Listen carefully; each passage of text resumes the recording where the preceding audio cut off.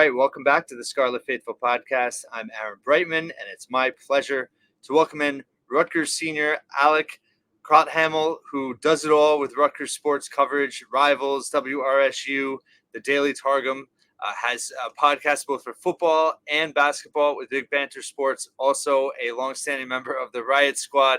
Alec, been wanting to have you on for a long time. Thanks for being here. Yeah, thank you for having me. And I guess you could say I keep myself pretty busy around Rutgers.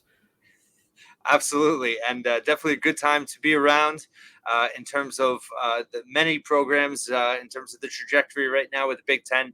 Let's start with football. Some news not too long ago, this being Tuesday, December 19th, Robert Longerbeam being the 10th senior to announce the return for the 2024 season, bolstering what is already a strong core returning for the defense.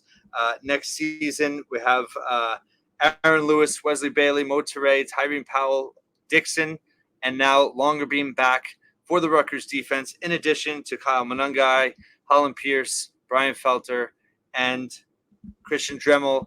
Quite a haul in terms of the retention. What are your overall thoughts just in terms of Rutgers being able to bring back so many quality starters from this season? Yeah, I think it definitely raises the floor of next year's team for sure. I mean, bringing back that many starters, all the continuity that you're bringing back is just huge for the chemistry and the culture that this program is building. And I think it also speaks to, we saw Kirk Shiraka and Joe Harris-Imiak talk about this yesterday, the culture that Greg Schiano is building at Rutgers, the fact that they're able to bring back so many guys. And, even though they lost Max Melton, it seemed like that was kind of a given, even coming into the season. The amount of guys that they brought back is huge. And, Robert Longerbeam, for a good stretch of the season, now we now know that Max Melton was dealing with a broken hand. Robert Longerbeam looked like the best cornerback on this team. He was played very well down the stretch, especially in the beginning of that Big Ten slate. So it's just huge, and all the amount of guys that they're bringing back too. It's huge for this team, especially since we're already seeing some upgrades in the transfer portal too. Getting Demir Miller from Monmouth, and in addition to bringing back everyone else, it really seems like things are set up. Especially not playing against Michigan, Ohio State, or Penn State next year to have, to build on this bowl season. Yes, absolutely. Certainly important. I think, one thing about next season that I think gets overplayed a little bit is even though the East and West divisions are going away, if you even look at Indiana, Michigan State, what they're doing with their new coaches, and then the Pac-12 teams coming in, it's still a difficult schedule. It's never going to be easy in the Big Ten. And I think what you said was perfect in terms of raising the floor. I guess my thoughts are, how much better do you think the team can be with all these guys coming back? Or is it more about stability, not taking a step back necessarily more than it is about taking one or two steps forward? I think it is about not taking that step back because, let's say you have this season that you're having right now, making the bowl game for the first time in 9 years, and all the guys that are actually coming back end up leaving. Then what do? You got to fill up all the holes and not start from scratch, but it definitely makes it a lot more difficult to follow that up. But now you're able to follow that up, plus, even make a couple of upgrades here and there in the transfer portal and whatnot. So being able to have that stability and also bringing back both coordinators, both Harris-Imiak and Shiraka and head coach Greg Schiano all signed extensions. So just being able to keep that floor up high is big, and like I said, they're not playing the Michigan, Ohio State, Penn State gauntlet, but there's still some tough teams there. USC just got Will Rogers from Kansas State, Washington, I believe they got a transfer quarterback. I'm blanking on which one. But either way, these are not going to be pushover games. So having that stability, and even when some of the other teams are undergoing such a big transition, like you mentioned, Indiana, Michigan State with the new coaches, it seems like USC is, teetering between free fall and resurgence right now. Washington's losing Michael Penix Jr., who led them to the playoff this year. Now it's just regaining that stability is definitely so important, especially for a program that prides itself on the culture, and keeping that culture around is definitely huge. Yeah, great point for sure. And I did have to look it up in your defense. Will Rogers from Mississippi State, the quarterback that just committed to Washington, which, a lot of people were saying Washington's going to take a step back without Penix, but certainly a big add for them. And I think even, teams, Illinois, Minnesota, I mean, there's no locks on that schedule, right? I think a big part of it, too, is staying healthy and continuing to build depth. And that was my concern with this team, is if they did have a lot of holes to plug with guys leaving, it's really hard to add to depth now, where I think all these seniors coming back, can they, in terms of player development in the spring and the off season, build that depth where we hope it needs to be able to not have kind of that November, even though the schedule is very difficult this year. Every year we've seen this team kind of get worn down in the last month. Tailoring to that question, how much do you expect them to respond now next week in the Pinstripe Bowl, having a month to get healthy, and having all this positive news of so many guys coming back and now playing in this game? Yeah, I really think it's going to propel them, honestly, because, all these guys are coming back. I think the assumption is that they're going to play in the bowl game as well. So that's obviously a huge boost too. Especially considering Miami is down to their, I believe, a true freshman or a redshirt freshman quarterback right now. Tyler Van Dyke already left.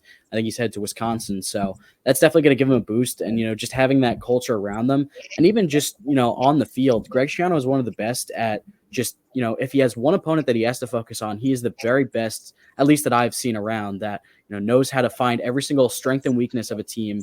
Give him time, he will find in and out everything that team does and what they don't do. And we've seen it since he's, been here.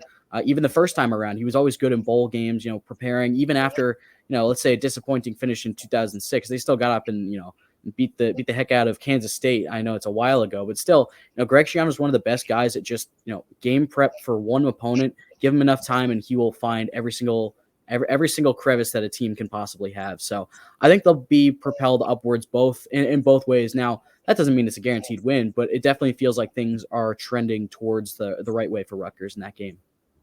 Yeah, it's an excellent point about Schiano. Give him a month to prepare, and he typically, is successful in that situation. I also think the cold weather in that game is going to help Rutgers, and also be able to run the ball against a defense that was good against the run this year, but like you said, is definitely depleted in multiple areas. Guys going pro, guys in the transfer portal, and I just think now it's so important for them. I wouldn't call it a must win, but I do think to be able to make a statement, right? They have legitimate momentum now in the 2024 class, which we'll get to in a moment.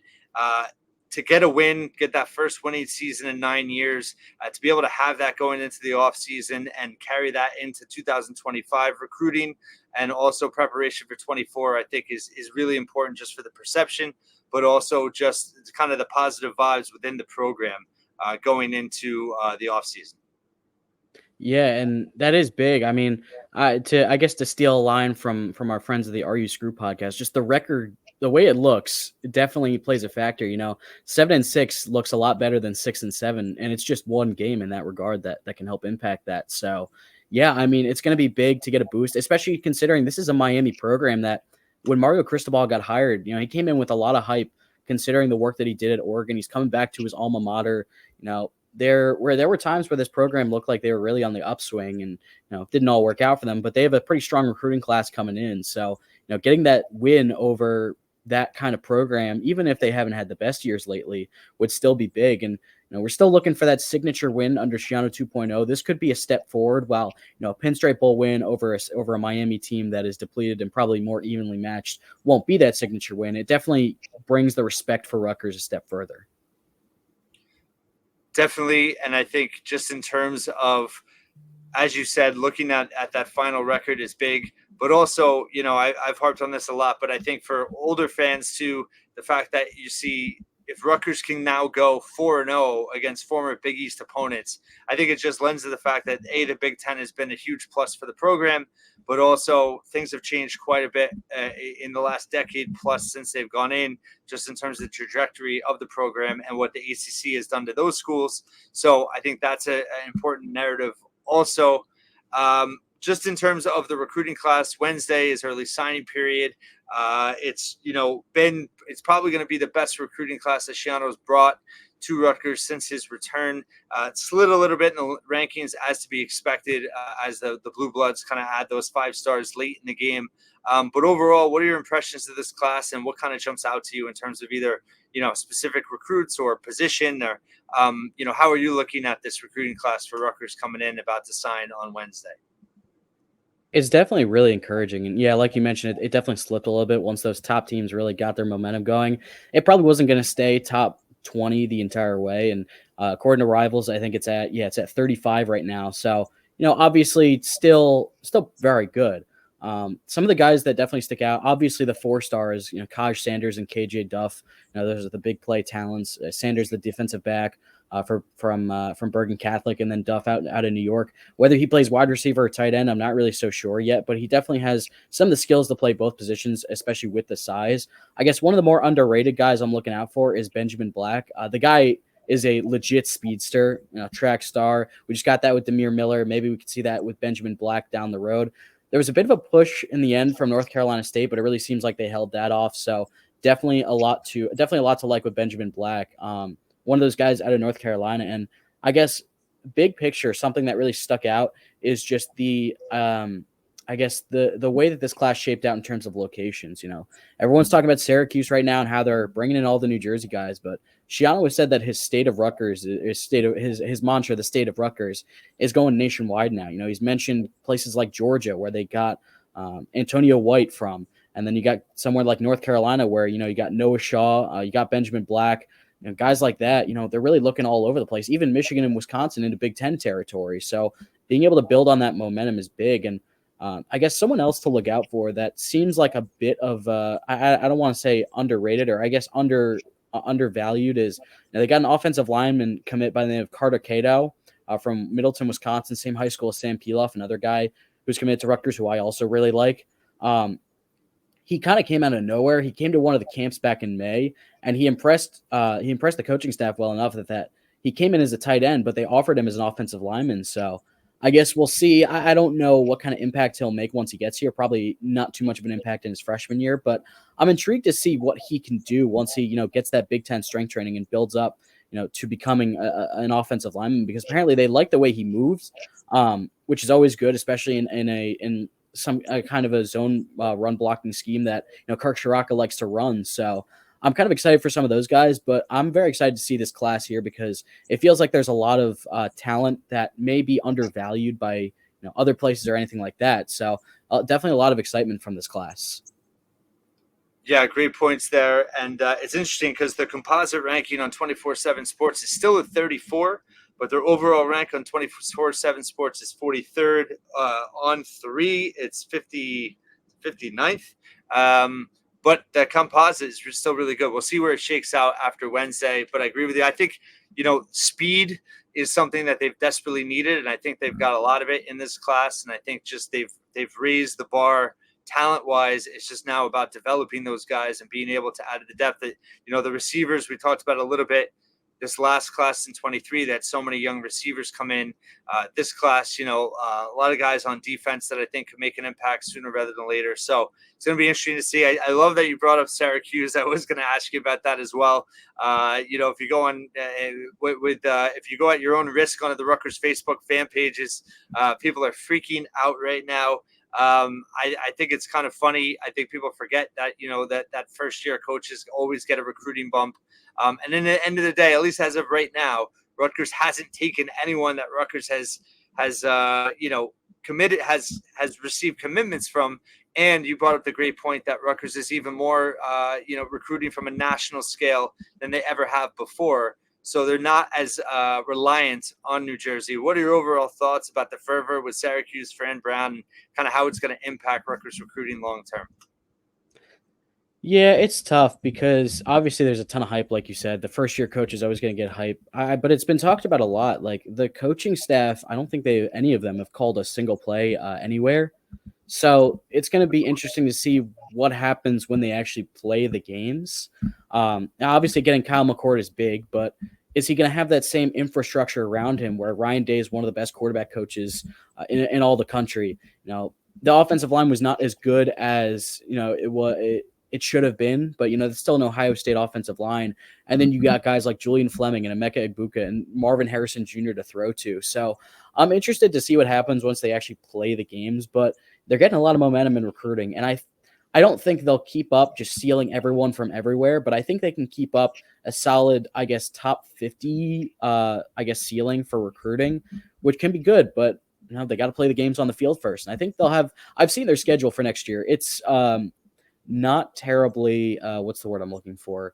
You're being way too nice. You're being way too nice. It's terrible. It's terrible. Oh yeah, it's terrible. So they'll probably see that. I would assume that they'll have some kind of winning record this year. It would be seen as a massive disappointment if they don't. But I'm interested in how it affects long term. They're going to get. I don't think they'll really steal a lot of Rutgers guys, but they'll definitely get some guys that maybe a Pitt or a Boston College are going after, and that can raise their floor and ceiling too. So I don't think it'll affect Rutgers as much, but it could definitely shake up the Northeast in terms of how they're recruited. It's interesting too. It was reported by multiple sites about Raynor Andrews was on the visitor list for Syracuse last weekend, and then quickly he came out and said he was not visiting, and he was expected to sign. So obviously they were trying to get something going there, and were unable to. So that's important, I think, just in terms of a statement from Rutgers being able to keep a guy in the class that Syracuse obviously targeted. So yeah, it's going to be really interesting to see. I think it's good drama for the offseason and all that, but I will make the argument. I think we'll see if you agree or not. But I mean, if you're looking at recruiting impact from a coach going somewhere else, Carl Hobbs taking Ndongo with him to Georgia Tech, for me, is a much bigger impact than anything Syracuse has remotely done so far. Yeah, I would agree with that. I mean, the one guy that they quote unquote took from Rutgers is Caden Brown, who was kind of a Rutgers lean all along, but it seemed Yeah. like he had some things going on that just couldn't really commit just yet. But I mean, if he flourishes at Syracuse, then great for him. It does seem like he's a good player, and it's unfortunate that they couldn't continue that kind of trajectory in New York to just take everyone. But yeah, I would agree with you there. Bane Dongo, he's looking pretty good at Georgia Tech right now. I mean, they crushed Duke, and he had a great game. I think he had a 20-point double-double or something like that. So, I think Syracuse has a chance to be that, I guess, second that real like second team behind Rutgers in the Northeast, which it feels like they kind of need right now, the Northeast, because Boston College, they had like one good year, and then they completely fell off a cliff. Pitt won the AC or almost won the ACC, and then they fell off a cliff. And so I think Syracuse can kind of get to that level. Yeah, that's a very good point. Yeah, and I think the Caden Brown thing. I think that if they want to post to that as a W over Rutgers in recruiting, that's fine. But I think the context of it, I think it was unlikely at this point he was going to end up at Rutgers, regardless of whether Fran Brown was at Syracuse or not. But let's transition into hoops. Rutgers, obviously, with a huge game coming up this Saturday, coming off the Seton Hall win 2 weeks ago, and then LIU this past week. Now 7-3 going into the pretty much the biggest non-conference game on their schedule, just from an analytics standpoint, ranking standpoint. Mississippi State, 8-2, and going to be a quad one opponent on a neutral floor. I guess, what are your thoughts of this team in the last few games now that with Mawot Mag back, and just how they're kind of gelling on the court? Yeah, I think you put it well that in my opinion, it's kind of been like a tale of two seasons so far, even though we're only 12 games in. It's the pre-Mawot Mag and it's the with Mawot Mag. Prior to Mawot Mag coming back, it was, you could kind of not really excuse, but you could kind of look at some of these performances that they had, particularly against Illinois and Wake Forest, thinking, all right, things will look better when they have Mawot Mag back, and hoping that he can come back to the form that he was at before he got injured. And then there were definitely a lot of concerns, the fashion that they lost those games in. Now, Princeton, there was not as much concern because it's turned out that Princeton team might be one of the best mid-majors in the country. But Illinois and Wake Forest, just the demoralizing losses, the runs that they gave up just had to be fixed. The rebounding was atrocious, but it seems like Mawot Mag has just fixed that in a snap. He came back against Seton Hall. It was in the starting lineup, provided instant energy. And kind of propelled them to a win. Even though he only had 4 points, he still had 8 rebounds. He did a really good job whenever he was in the game and matching up against Kadari Richmond. So, and then against LIU, also providing some energy, had 11 points, a huge 3, and another huge bucket down the stretch to really put that game away when people were starting to, get a little bit restless about that game. So the energy that he's provided has been off the charts in the last 2 games. And it seems like Steve Pikiell's kind of found his core starting rotation. He kind of likes to play around with things as the non-conference slate rolls on. But I really think Jermichael Davis as the starting point guard was a genius move. He just, even since the Princeton game, he's looked so much better in terms of his confidence, his handle, even his shot too. That was seen as a big weakness, but he's hitting pull-up threes and mid-ranges in transition and draining them. So those 2 guys have been the energy boost that this team needs the last 2 games. And it's definitely a tough test against Mississippi State. They're still without Tolu Smith, I believe. I think he's practicing but not ready to play yet, so that's a big loss for them. I think this is a winnable game based on how Rutgers has looked the past 2 weeks. They just got to be able to hit their threes, and they're going back to a building where they hit 50% of their shots on 24 attempts. So it seems like this is a winnable game for Rutgers. Yeah, great points, and I agree with you. I think with Davis, it's impressive that he's showing poise, I think, beyond his years, and he's probably the fastest, quickest guy on the team, but he is now playing a lot more under control. I think that's helping him a lot in his decision making. And then you're right, Tolu Smith is still out. Let's not hope it's a Wake Forest situation where he gets announced the night before, like Efton Reed did with Wake Forest. But certainly a winnable game, I think. And I agree with you on threes. I think the one thing I don't like about these non-conference games against the low majors, even though the rankings competition-wise has been better this year versus so many sub 300 teams, is that if they're going to win against high majors, if they're going to win against Big Ten teams, they have to hit the three. And they get away from that a little bit, even though they took 20 attempts against LIU. It's not the same intensity. It's not the same kind of pace of game that they need to be used to in terms of excelling against these better teams. So I'm curious to see how they do. Mississippi State's a very good defensive team as well. And it's obviously a big game for them. Overall, I guess, what are your thoughts with the Big Ten and how Rutgers looks to kind of fall in the mix within the conference going into, January, full bore of the schedule? I think it's a bit of a shift in strategy going into the Big Ten slate, because in the past it was, all right, we'll just make our way through the non-conference slate. Whatever happens, happens. But the Big Ten is where we'll get our wins, and that's how we stack up our resume. It's really not like that this year, because the Big Ten has kind of looked like a disaster. Purdue is the power that everyone thought they would be coming back. Michigan State has been way up and way down. Some of the other teams, some of the teams in the middle, Maryland looks like a disaster. Indiana, they can't shoot the three at all. They're not worse than Maryland, but they still can't shoot.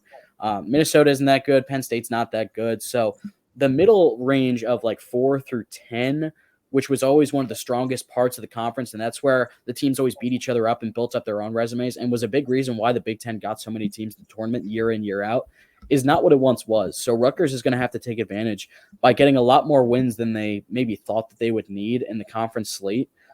Illinois might be a top 15 team in the country for the rest of the season. Terrence Shannon Jr. looks awesome. Marcus Domosk looks amazing as well. That's going to be a tough game to go back to Champaign and win in that one in a tough environment. But yeah, they're going to have to stack up some wins against these teams that they are on the same level as / maybe even better than, in order to really try to solidify that resume, because the Big Ten just is not as strong as it has been in previous years. And unfortunately, that might be to Rutgers' detriment. Great points there. And I think that's why Mississippi State is so important as well, because that is a signature non-conference win. It would be a quad one win. It would be road neutral. You could be 2-2 road neutral games, have a quad one and a quad two win going into Big Ten play. And I agree. I don't think, if you go 9-2 in non-conference, 10-10 is just not going to be good enough in the Big Ten this year. I think, at a minimum 11, probably 12 to feel comfortable if you win that Mississippi State game. So certainly an uphill climb, but as you said, I think, things are starting to come together at the right time. Wanted to transition to women's basketball. Haven't talked too much about them myself this season. I know you've covered them a lot and been to a lot of games. I thought they've been competitive against some really good teams. Indiana, Princeton had a tough game against Virginia Tech this past weekend, Final Four team from last year. They have dealt with some injuries as well with Maya Petticourt and our Sidibe. What have been your impressions of this team in Coquise Washington's second season so far? I think the biggest key for this team this season has been the first quarter, when they've really fought hard in the first quarter against some of these top teams. Like Indiana, they were close after the first quarter. Virginia Tech, they were tied at the end of the first quarter. They were able to stick in the game, and while Virginia Tech eventually pulled away because they went absolutely bonkers from three in the second and fourth quarters, you could tell that they were still fighting and staying in the game.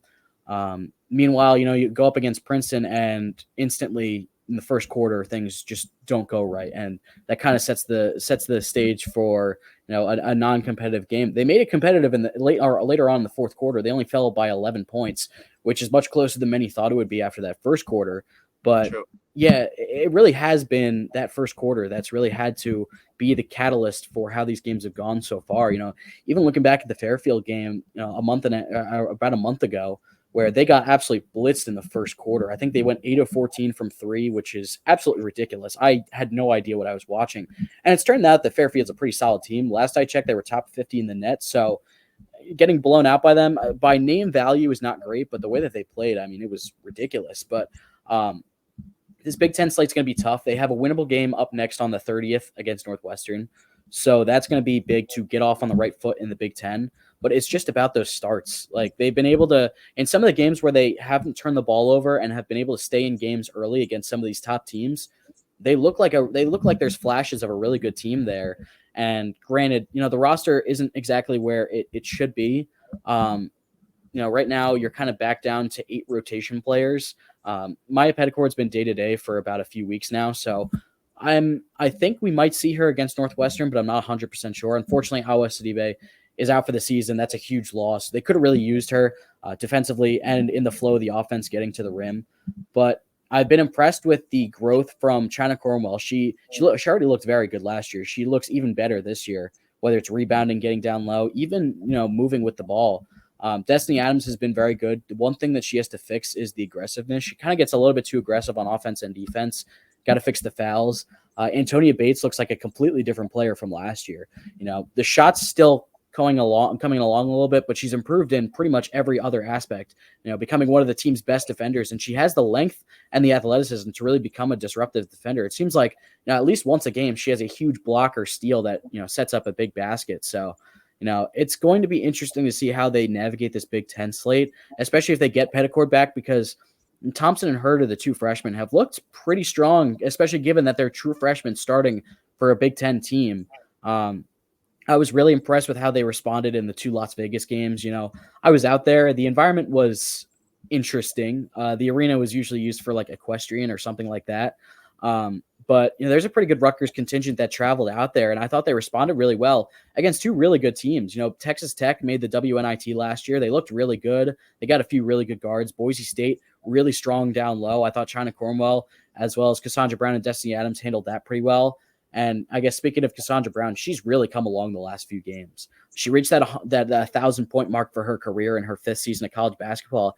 And it seems like since then her confidence has skyrocketed. I mean, she's been getting big minutes as well and really handling them well. And Kokuis Washington has said, whoever's the hot hand, I'm going to play them. And we've seen Cassandra Brown and China Cornwell share the floor at the same time. So I really think Rutgers has an advantage down low in some of these Big Ten games. And I'm interested to see how they navigate that slate, especially as they get more healthy and bringing Maya Petticord back hopefully soon. Yeah, great points there. Turnovers have definitely been an issue for this team, and lacking a true point guard, Petticord would be a huge boost for them. I think it would help Kayleen Schmeichel as well, just in terms of, penetrators helping to create offense for her rather than be so reliant, and going one-on-one and ISO in her game. And then also just in terms of the depth, you're right. I mean, I think it's admirable that Kokuis Washington's been so selective and has not just added players to add players, but all of a sudden, the roster is pretty thin depth-wise, and we're not even in Big Ten play yet. So definitely a concern, but you're right. I think player development-wise, you're seeing signs of this staff being able to make their players better. And I think still, regardless, I thought 500 was a reasonable goal for this team. They're 6-8 right now, so they have an upward battle there. But I think that the overall long-term trajectory of this program is still on the up. Yeah, I definitely agree. And, there's definitely some recruiting battles that they should win too. Zakara Perkins looks very strong. Kokuis Washington, after she signed, kind of compared her to an Antonia Bates type with the length, the athleticism, the toughness. So that would be a big boost next year. Kiyomi McMiller, also one of the local ish players. She makes her decision on January 6th, I believe. Rutgers is in her top 7. So that would be a huge win on the recruiting trail. She's a 5-star. That would be absolutely massive.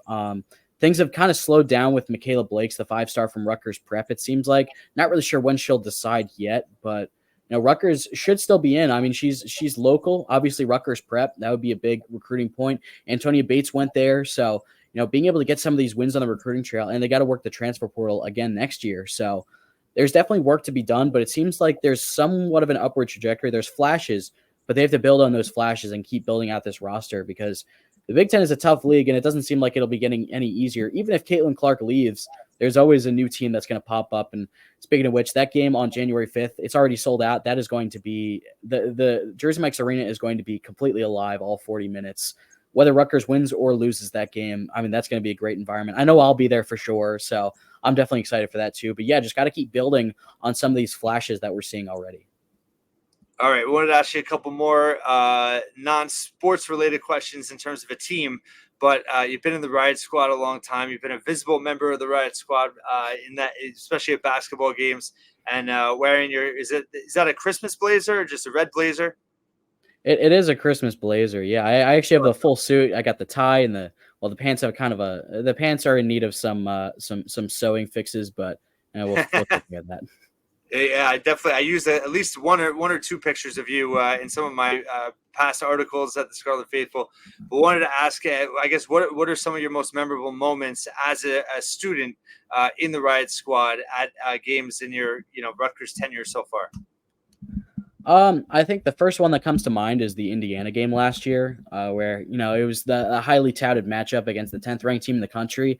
Playing a top 10 team, you beat them by 15. As an unranked team, usually want to storm the court, but the entire vibe was like, we're supposed to win this game. This isn't anything new for Rutgers, beating up on Indiana, even if they're a top 10 team in the country. So that was a complete blast. The football season this year was also a blast, just seeing the way that they've progressed throughout the year. Probably the highlight was going out to Indiana. That was a ton of fun. Thank you to everyone who supported us while we were fundraising for that. It was a complete blast. We drove 12 hours there and back. It was a crazy weekend, but I wouldn't have had it any other way. That was a ton of fun. I definitely do not regret it. We might go out to Ohio State too. Maybe a little bit of an inside Riot Squad information, maybe a smaller group, but maybe we'll see. I guess some of the classes, right? Winter break. Yeah, during winter break. That game's on the 3rd, so we won't have to worry about that. Also, Nice. Penn State trip for basketball last year. That was a ton of fun. We got a group together. We went out there. We had a whole section. I'm pretty sure we were heard over the broadcast whenever something big would happen for Rutgers. And it was during, kind of a downturn for the basketball team. But for a few minutes, it really seemed like, this team was destined to make some kind of run somewhere. Just the way that they came back from that 19-point deficit and silenced that building. I mean, that was there is almost no topping that. All right, last question for you. I'm going to put you on the spot a little bit. Your senior year, if one thing can happen the rest of this year, Rutgers sports-wise, what do you hope that it will be? This is tough. I mean, for the rest of the year, honestly, I would probably say one of the basketball teams making a deep tournament run. That would be probably my favorite thing that would happen, because both these teams, I've been watching for a long time, covering them this year and in years past too. And, just seeing what goes on day in, day out with the growth of each program, even a transition year like the men's team is having this year, just one of those teams going on a deep run would really be awesome to see for me personally, selfishly, as I, go out on a high note. But just seeing, some of the developments throughout the season, just seeing that be able to pay off on a kind of national stage. Now, as of right now, don't know how likely either one would be, but I mean, that would be my dream scenario. Love the answer, and appreciate all your great insight. You're everywhere. I'm coining the phrase now. You're the Swiss Army knife of Rutgers sports coverage, and you do an amazing job everywhere you're at. Why don't you just let everybody know where they can find you on social media and, your podcast and all that? Yeah. So on Twitter, that's probably where I'm most active Rutgers wise. It's at AlecCR12. And then there you can find pretty much everything I do. I got both the podcast Twitter accounts plugged in there as well. So if you want to check those out, football and basketball. If you want to follow me on Instagram too, just because why not? It's Alec.Crouthamel. So, be sure to, do that if you want to. It's more so me personally than sports, but, just try to, plug it, because why not? Well, Alec, it was great talking about Rutgers sports. I appreciate all your coverage, and definitely have you on again. And hopefully your senior year is much better than mine was many years ago, where nobody went to the postseason. Football won one game, and Rutgers fell well short of March Madness in terms of men's basketball. So I hope you have a lot more positive memories to go out in your last year, and keep up the great work. Yeah, thanks so much for having me, and let's hope for a good closeout. And thank you for listening and watching the Scarlet Faithful podcast once again.